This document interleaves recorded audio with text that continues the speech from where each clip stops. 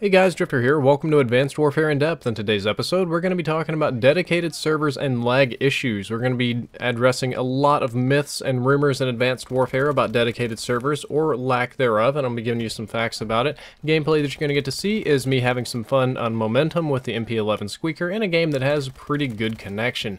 Now, unlike normal in-depth episodes, this is one where I actually cannot show evidence of the majority of my claims, and unfortunately that goes against the grain of what we do on this show, but there are some legal issues that you run into when you show people how to pull IPs and how to search them, and more specifically when you show people the physical addresses and locations of things like dedicated servers. You can run into some legal trouble pretty quickly there, and there are also some other unusual legal circumstances that prevent me from showing evidence of a lot of this. Hopefully that will clear up in a month or two, and then I will explain this little bit of weirdness in a different in-depth episode. But for those of you out there that are educated, that already know how to do this, it's pretty easy to replicate and back up my claims, and if I were lying or full of BS, then it would be really easy for somebody to prove that it wasn't true and post it up on Reddit or Twitter or whatever and blow me and my channel out of the water, so I wouldn't do anything stupid like that. So let's start off with the most frequently asked question: are there dedicated servers? And the answer is yes. Yes, there are. There are dedicated servers in Advanced Warfare. I personally play on Xbox One. I connect to and see dedicated servers on a daily basis because I have some tools here at home that allow me to see them that most people do not have, and other people on other platforms have showed similar results. I would be lying if I've said that I've tested every single platform everywhere in the world, but here, Xbox One United States, there definitely are dedicated servers, and I've seen them popping up on PC as well. The next thing is, do you know when you're on one? No, you have absolutely no way of knowing when you're playing on a dedicated server or not. If you join a game and you're playing, there is no visual cues in the game, there is no matchmaking, no ping, no countdown timer, no bars, no nothing whatsoever to let you know that you're playing on a dedicated server. Now again, I have special tools at home, so I can see exactly what server I'm playing on, if it's dedicated or not, where it's located, all these sort of things, but just watching the screen playing, if you don't have special tools or software, you will have no idea if you're on a dedicated server or not. Visually, it'll look the same as a peer-to-peer connection. Now, when it comes to locations, I usually connect to dedicated servers in two areas. I connect to Seattle pretty frequently, and somewhat less frequently, I connect to Kansas. I live in Dallas, Texas, more specifically Plano. If any of you are in the area, you'll probably catch me in like Korean barbecue restaurants on occasion, but it makes sense for me to connect to Kansas. It's probably, you know, Kansas City where we have Google Fiber. I really don't know why I connect to dedicated servers in Seattle. That's a little bit far away from my taste. It still works, it still plays okay, but it does seem a little bit unusual, and while I'm doing this, I can also see the locations of other people, and there are people in New York that'll connect to dedicated servers in Seattle, and I really don't know why. This next little bit of information actually comes from Oven Baked Muffin. This is not something that I have personally tested, but he's tested on his channel, and it seems reliable, and he's a very accurate, scientific-minded person, so I'll pass it on to you. When you sign into Advanced Warfare, it'll run a quick connection test when you sign in and determine if your connection is eligible for dedicated servers or not. If you have a bad connection, you will never connect to a dedicated server in that session. If you have a good connection or acceptable or whatever their metric is, you're allowed to connect to dedicated servers. So this is good for some of us, but if you have a bad connection, if you have a shaky connection, if you're already struggling, well, you're really going to get the shaft on this one because you're not going to be able to connect to a nice solid dedicated one. The next thing is that dedicated servers are not rentable or searchable. This is not PC, this is not Battlefield. It's most often compared to Battlefield, where even on console people could rent a dedicated server, set the rules, set the matches, whatever, and play right there. Or PC players who are generally just used to browsing for servers, because that's been a feature of their system forever and ever and ever, and that's not available on Call of Duty. On Call of Duty specifically, and more specifically on console, I feel that this could actually be a bad thing to have rentable and searchable dedicated servers.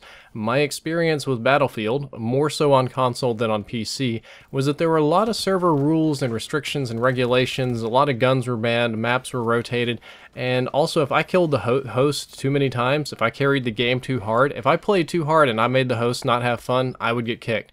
Or something like, it'll say M16 is banned. What that really means is the M16 is the host's favorite weapon, or the owner's favorite weapon, or the admin or whatever, and if you use it, he's going to kick you out of the server. server. And Battlefield's known for being one of the most mature, better communities, you know, very positive, forward-thinking, that sort of stuff.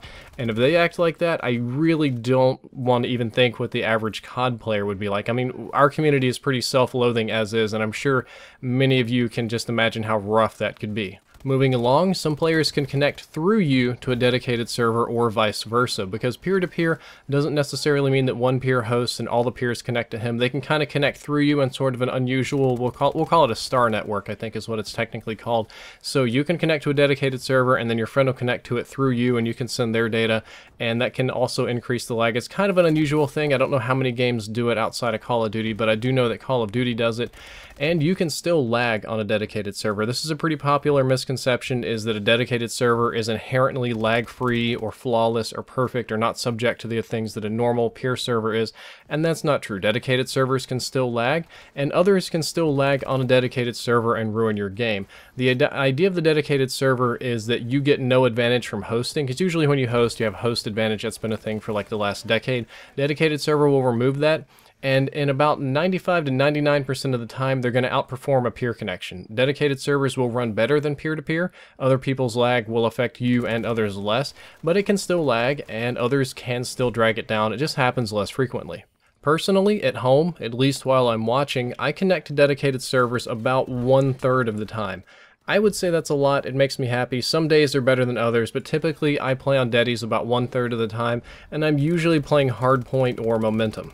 My average ping to a dedicated server is about 40 milliseconds, because my special tools also allow me to check the pings on these servers, and 40 milliseconds is pretty common.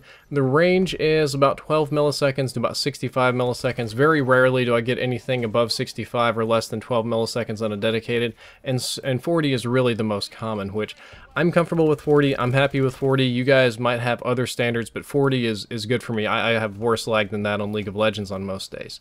And those were all good things. Unfortunately, I do have complaints to lodge in this video. There are lag-related issues with Advanced Warfare that I don't necessarily understand or agree with. The first thing is that there is a baseline delay in this game of between 70 and 130 milliseconds. I'm showing some clips right now of that in slow motion. This actually happens on LAN and split screen. The baseline delay is literally built into the engine. It's most commonly known as broken camera or like time traveler, or if you rush around a corner, you'll go around the corner before the other guy can see you, and damage spiking when you shoot people. This has been in past Call of Duty games. This has been in Black Ops 2. This has been in MW2, MW3, Ghost. It's been in all the like previous COD games. It's nothing new. But I don't understand why it's there. I don't understand why it's so high. I understand why it exists to some degree, but I have no idea why it's necessary to have a baseline delay so high on split screen and LAN. That makes no sense to me, and I don't really think it's a good idea. Personally, I'm not a developer. I don't know what brilliant decisions or meetings they were in where they wanted to add this into the game, but it causes just some unusual deaths and some weird little laggy things, and I really don't feel that it's necessary unless it's something wrong with the engine or whatever. And at the end of this video, I'm going to talk a little bit about country codes and personal experiences. My personal experience, connection-wise, on Advanced Warfare is rarely laggy. Then again, I have a very good connection at home, and I'm also playing on dedicated servers about 1/3 of the time, so that's to be expected. Many of my friends' experiences with Advanced Warfare is often laggy. They say a lot of games lag, they say that it doesn't perform well, that they connect with foreigners or whatever, and I can't personally validate this. Some people will just die and blame the lag. Some people will have a bad game and blame the lag. But, my friends, I think that they're reliable enough, and if they tell me it's not performing well, most of the time they're telling me the truth. But speaking of foreigners connecting, I have noticed an abnormally high amount of overseas players. I don't know why this happens exactly. It's happened in previous Call of Duty games. I'm based in the US and Texas, so occasionally we'll get Mexican players, Canadians. It's actually worse to get Canadians because you're way down in Texas. It has to go across the continental US, Australia, Europe, South America.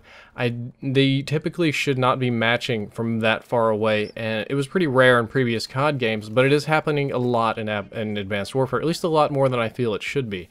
I really don't know why, but I have two theories. I feel that the first possible problem is that there could be loose matching based on country codes. Your ISP will provide you a country code, so when they look at your IP, they know where you're based, and I know the matchmaking system checks for country codes. There could be some sort of goof up in the algorithm that allows this to match pretty loosely, or if the ping is okay, let's say instantaneously for whatever reason, then it's like, alright, fine, you can match with Americans, then it'll go back downhill again. I'm not really sure what's wrong, that could be something, but what I feel is more likely is that we have a low player count and compromises are being made to get fast matches. That's one of the things that Call of Duty really prides itself on, is how fast you can match with somebody, because when you hit play a game, you're not supposed to wait very long at all. And in order to fulfill that sort of expectation, somebody somewhere could be cutting some corners and making compromises with the low player counts, thus putting you in lobbies with people from different countries. Or if you're in a different country, you'll probably get stuck with Americans. That could be going on. Either one of these are bad. I would rather wait for a good game than play a laggy one. Well guys, that's all for this in-depth episode. I hope that you enjoyed it, and I hope that you learned something useful. If you'd like to check out the previous episode that was on skill-based matchmaking, click the box on the left. If you'd like to check out the next episode, I don't even know what that's going to be on. I guess I'll have to keep it secret for now. And as always, if you enjoyed, don't forget to like, favorite, and subscribe. Drifter out.